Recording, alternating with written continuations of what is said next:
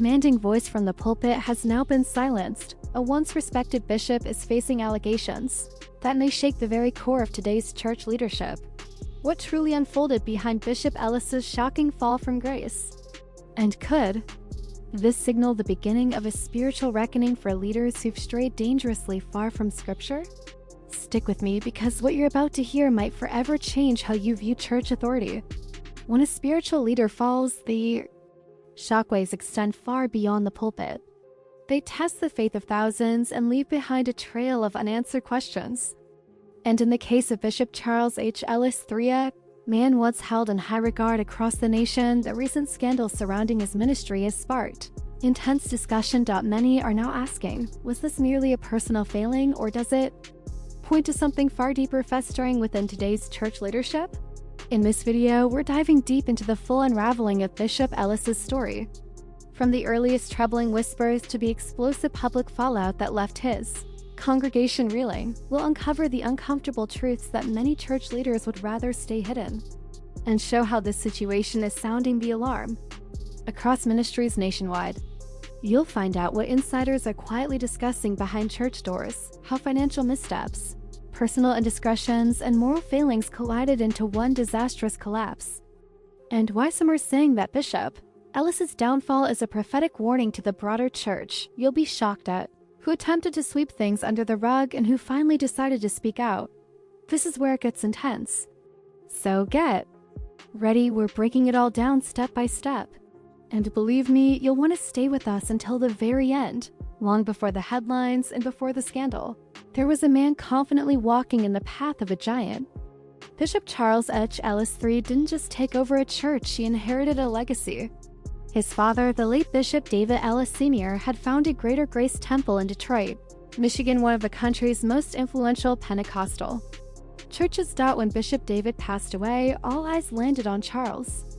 Would the son rise to meet the challenge, or would the legacy fall apart? And rise he did, at least in the beginning. Bishop Ellis wasn't just preaching sermons, he was building an empire. Under his direction, Greater Grace Temple transformed into a spiritual and cultural powerhouse, boasting thousands of members, various satellite ministries, and a media presence that reached far and wide. Ellis didn't simply deliver messages, performed. His charismatic style, mixed with a polished showman-like presence, attracted not only dedicated worshipers but also celebrities, politicians, and power players. His church became the stage for notable funerals, major civic events, and high-profile worship services that resemble glamorous awards shows more than your typical Sunday morning praise. Eventually, he rose to the position of presiding bishop over the Pentecostal Assemblies of the World, PA, a denomination with over 1.5 million members worldwide. At that point, Bishop Ellis had moved beyond being just a Detroit figurehead. He became one of the most influential voices in the Black Pentecostal community. But with that fame came pressure. And with that power came inevitable scrutiny. People began noticing the private jets, the designer clothing, the luxury cars, and the corporate-style branding of what was once a modest church. Some viewed it as a sign of God's favor. Others, however, quietly expressed concerns about pride, materialism, and a growing gap between the leader and the real-life struggles of his congregation. Yet for years, no one dared to speak out. Publicly, Bishop Ellis remained untouchable, standing tall until the cracks began to appear. At first, the murmurs were faint, softly spoken in pews and behind closed doors. But those murmurs soon intensified, spreading throughout the congregation. Like a brush fire, something was shifting at Greater Grace Temple, and it wasn't only spiritual. Once known for bold preaching and inspiring messages, Bishop Ellis began attracting attention for the wrong reasons. His increasing love of luxury, from high-end suits to exotic vehicles and theatrical stage productions, started making people uneasy. Though he claimed it was all to reflect God's excellence, many believed it was more about ego than divine calling. Longtime members began to sense subtle, yet troubling changes. The altar calls felt rehearsed. Prayer services turned into orchestrated performances. Offerings were requested more assertively. Some felt the ministry had evolved into more of a business model than a house of worship. The church, once a sanctuary for healing, began to resemble a spiritual empire, with Bishop Ellis sitting firmly on the throne. Behind the curtain, Reports circulated that several staff members and assistant ministers were stepping down. Some cited burnout. Others hinted at deeper rifts with Ellis's approach to leadership, pointing to a move away from servant-hearted ministry toward a celebrity-style model. Allegations emerged suggesting that decisions were no longer driven by prayer but by strategy focused on profit, power, and public perception. Then came the claims that truly rattled the congregation. Rumors swirled about financial mismanagement. Reports surfaced of Ellis allegedly taking private getaways and lodging at five-star resorts on the church's expense. While he never fully addressed these accusations in public, insiders insisted the financial records at Greater Grace Temple were deliberately obscure, with even board members granted limited access. But perhaps the most devastating blow came from within a group of elder members, the very foundation of the church who had once worshipped under his father. Some exited quietly. Others confronted Ellis directly, pleading for a return to the church's roots. Their concerns were brushed aside. Ellis believed he was modernizing the ministry, elevating it to new levels. In truth, the spiritual core was beginning to fracture. Still, every effort was made to preserve the polished exterior, glossy promotional clips, large-scale televised events, celebrities filling the front rows. On the surface, everything gleamed, but behind the pulpit, the rot had taken hold. And then came the incident that thrust Bishop Ellis into the national spotlight, not for his preaching, but for what occurred live center stage. If there was ever a moment that thrust Bishop Charles H. Ellis III into the unforgiving glare of national controversy, it was during the funeral of the legendary Aretha Franklin. The grand homegoing ceremony was intended to be a tribute to a gospel icon, a gathering of spiritual giants and cultural legends. Instead, it became the backdrop for an incredibly uncomfortable scandal. When pop star Ariana Grande stepped up to the pulpit to deliver an emotional rendition of "You Make Me Feel Like a Natural Woman," no one expected anything beyond a heartfelt musical tribute. But what happened next stunned not only those inside the church, but also the millions watching the live broadcast across the globe. Following Ariana's performance, Bishop Ellis placed his arm around her on stage. It wasn't simply a polite or respectful gesture. Cameras unmistakably captured his hand resting uncomfortably high on her torso, pressing against the side of her breast. The discomfort on Ariana's face was obvious.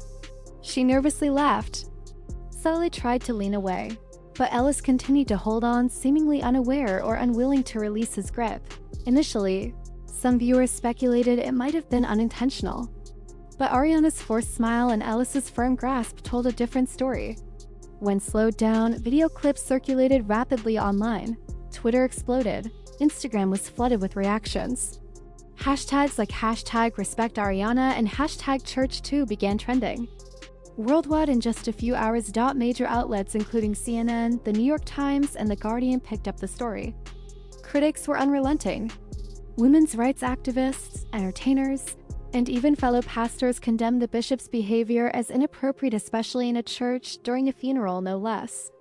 But perhaps what shocked people even more than the act itself was how Bishop Ellis responded afterward. In a backstage interview, Ellis at first attempted to joke his way out of it.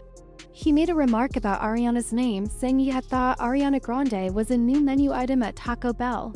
That offhand, culturally tone-deaf comment only made matters worse, igniting accusations of both racial insensitivity and misogyny. At once, what should have been a moment for sincere reflection turned into a public relations disaster. Eventually, under heavy public pressure, Ellis did release an apology, yet many felt it lacked genuine remorse. He said, "It would never be my intention to touch any woman's breast. I don't know, I guess I put my arm around her. Maybe I crossed the border, maybe I was too friendly or familiar." But that vague, "maybe I crossed the borderline" comment didn't sit right with many. It felt more like a deflection than a true acknowledgement of what millions had seen unfold live. The fallout wasn't only from the public. Reports indicated members within his own congregation began to pull back. Young women who had once viewed Ellis as a spiritual father figure started to question their own comfort and safety. Critics from within the gospel world, even some who had long respected his ministry, began speaking out, demanding accountability, honesty, and reform. At that point, the controversy wasn't just about Ariana Grande anymore. It had come to represents something much larger, the danger of unchecked power in the pulpit. A moment meant to honor Aretha Franklin's powerful legacy turned instead into a public lesson on boundaries, consent, and the dangerous mix of spiritual authority with personal ego. Yet, despite the outrage, the widespread coverage, and repeated calls for accountability, Bishop Ellis remained in his position. No formal disciplinary action was taken, no public church inquiry was launched. Just like that, the storm seemed to pass, at least on the surface. But the damage had already been done. A once ironclad reputation now showed deep cracks, and behind those fractures, something even darker was beginning to emerge: claims of mistreatment, spiritual manipulation, and allegations that were preparing to resurface with even greater intensity. That leads us into the next chapter. While the Ariana Grande incident may have sparked national attention, for many within the Greater Grace Temple community, it was merely the moment the rest of the world finally saw what they had been quietly enduring for years. What had long remained whispered in church hallways and murmured during post-service conversations began to erupt into public testimonies from former members and insiders alike. In the months that followed the scandal, a growing number of people, especially women, began stepping forward. On social media, in anonymous interviews, and in online forums, they started sharing disturbing stories about their experiences under the leadership of Bishop Charles H. Ellis III. One woman, identified only by her initials, KS, posted a lengthy statement on Facebook that quickly went viral throughout Detroit's gospel community. She described years of subtle spiritual coercion, offhand inappropriate remarks masked as humor, and repeated violations of personal space, especially during private counseling sessions. She wrote, "You think you're receiving spiritual guidance at first, but then it slowly shifts. He compliments your clothing, your body, and if you pull away, you're told you're being too sensitive or lacking spiritual maturity. It gets into your head. You start second-guessing yourself, wondering if you're overreacting until you witness it happening to others as well." Even more unsettling were the testimonies from former volunteers who had worked closely with Ellis during major church events. Several individuals, speaking anonymously to local Detroit news blogs, described consistent patterns: lingering hugs, unwelcome touches, suggestive remarks about women's appearances, and instances where young adults were pressured into one-on-one meetings with him after hours at the church office. One former choir member shared how she was invited to a private meeting under the guise of spiritual mentorship. She recalled how the conversation began with prayer but quickly took a personal turn. Ellis allegedly began asking about her relationships, whether she was abstaining, and offered to be her spiritual covering. "It was manipulative, and I felt stuck," she said. "You don't tell the bishop no, not without consequences." These accounts began forming a picture that was hard to dismiss. One or two allegations might have been questioned, but a growing chorus of voices, especially from women, all repeating the same patterns, that was something different. This wasn't just smoke anymore. There was clearly fire. And what made it all the more troubling was the fact that many who tried to report these issues to church leadership claimed they were met not with support, but with silence or worse, shame. According to multiple testimonies, women were told they were dishonoring God's anointed or were accused of lying or seeking attention. The imbalance of power was so overwhelming, they said, that speaking out felt nearly impossible. And it didn't help that Ellis's public charisma remained untarnished. He continued delivering passionate sermons. He was still receiving invitations to speak at national gospel conferences, still appearing in televised worship services, and still surrounded by a loyal circle of supporters who refused to believe any negative claims. Some went so far as to blame the women coming forward, accusing them of bitterness, jealousy, or even being tools of the enemy sent to bring down a man of God. But others, especially survivors and those advocating for accountability in the church, began pushing back. A local Detroit-based podcast called Sanctified But Silenced aired a multi-episode series featuring several former members of Greater Grace Temple. These unfiltered interviews revealed names, dates, and heartbreaking details, laying bare how spiritual authority was allegedly used as a cover for emotional, psychological, and even physical manipulation. One guest said it best: "This isn't about hating the church, it's about saving it. Because if people keep getting hurt and no one speaks up, we all become part of the problem." To make matters worse, a leaked Internal memo from a former staff member claimed that the church had known about at least 2 formal complaints against Bishop Ellis long before the Ariana Grande incident. Yet no investigation was ever initiated.